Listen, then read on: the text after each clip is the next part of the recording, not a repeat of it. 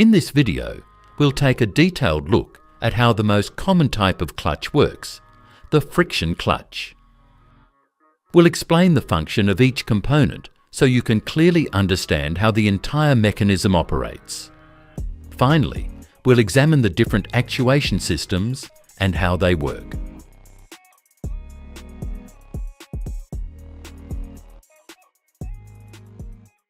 The clutch allows the transmission of the engine's rotation to the wheels to be engaged or interrupted.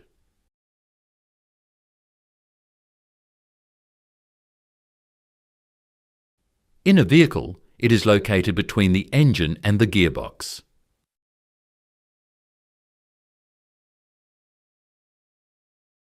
The driver controls this interruption using the clutch pedal.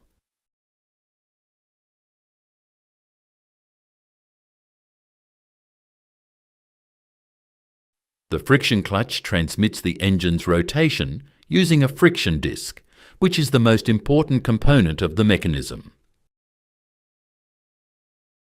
For now, simply imagine it as a solid piece with a high coefficient of friction.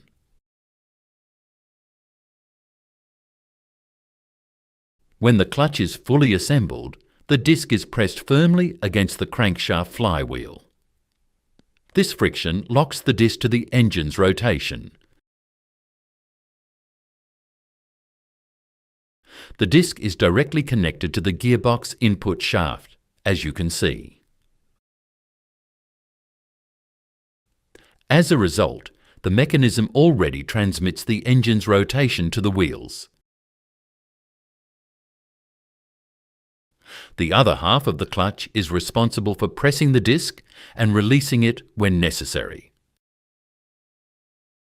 This assembly is known as the pressure plate assembly, and it is directly attached to the flywheel. It consists mainly of three components: the housing, the diaphragm spring, and the pressure plate. The diaphragm spring is a disc spring that generates the force needed to press the pressure plate. The pressure plate is located between the diaphragm spring and the disc. One side is pressed by the diaphragm spring, and the other side presses against the friction disc. The housing supports the entire pressure plate assembly and attaches it to the flywheel. Notice that when the clutch is engaged, the disc is pressed against the engine on both sides, like a sandwich. One side rubs against the crankshaft flywheel and the other against the pressure plate. Now let's see what happens if we release the pressure from the diaphragm spring and the pressure plate no longer presses against the disc. Notice that the pressure plate continues rotating with the flywheel, while the clutch disc and gearbox remain stationary.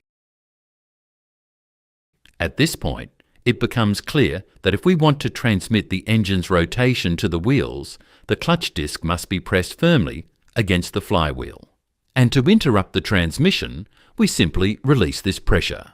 Our mechanism can press the pressure plate, but how do we release the pressure on the clutch disc? The answer lies in the geometry of the diaphragm spring. If we push the center of the diaphragm spring inward, the outer edges deform outward, like this.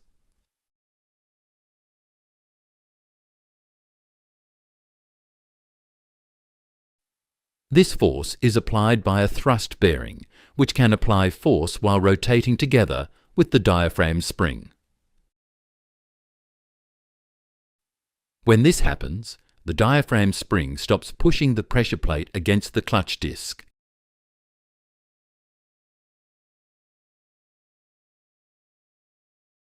These return springs inside the housing pull the pressure plate backward. The clutch disc is no longer pressed, so the gearbox becomes disengaged from the engine. Notice that the way the disc engages with the gearbox allows it to move axially along the shaft. When the pressure on the center of the diaphragm spring is released, the pressure plate returns to its position against the disc, restoring the transmission of rotation. Observe how the entire mechanism works together.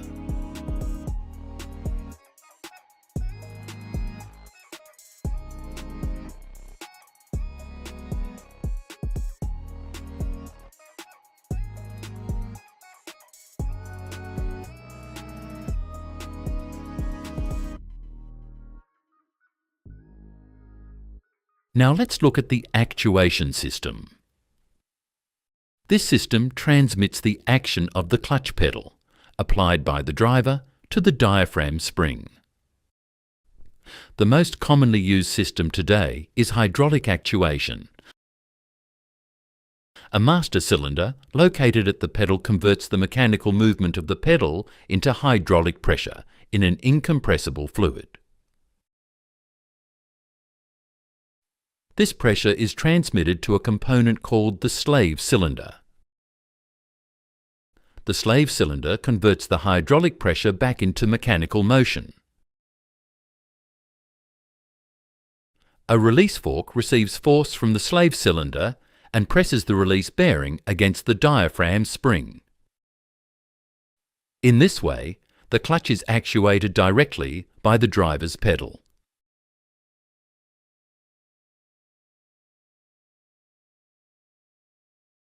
A more modern design, widely used but rarely discussed, is the concentric slave cylinder. In this configuration, the slave cylinder, the release fork and the release bearing are integrated into a single unit. Observe what happens when the master cylinder actuates this component.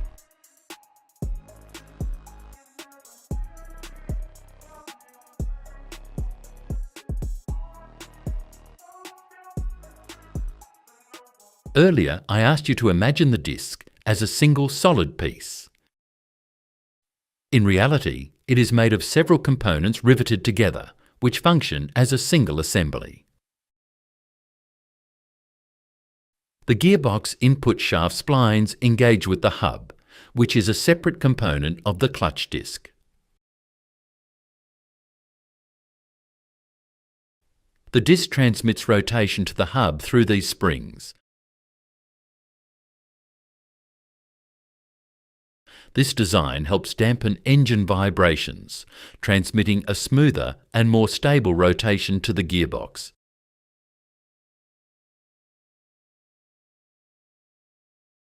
These are the friction linings. They are responsible for generating friction with the flywheel and the pressure plate. In vehicles where comfort is a priority, damping elements are incorporated between the two friction linings to achieve smoother and quieter engagement. For this purpose, corrugated plates are used, which act elastically along the axial direction. This animation simplifies how these dampers behave during clutch engagement.